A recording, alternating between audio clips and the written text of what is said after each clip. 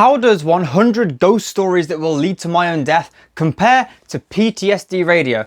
I'm glad you asked. I'm going to start with PTSD Radio by Masaki Nakayama. This is a little confusing to read, but by far one of my favourite horrors that I have read ever. Loved this. And honestly, I can't wait for, I believe it's Yen Press, to release For No Tain later this year. Yen Press, hurry up, give me a release date right now. But reading this can be a little confusing.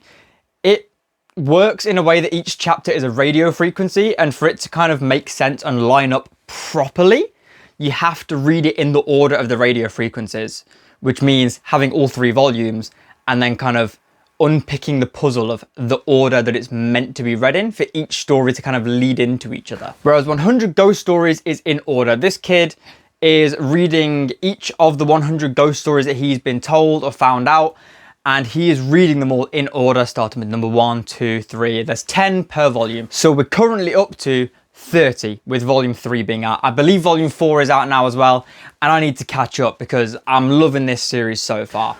Which of the two would I say was scarier and had more of like a fear factor to it? Definitely PTSD Radio by Masaki Nakayama.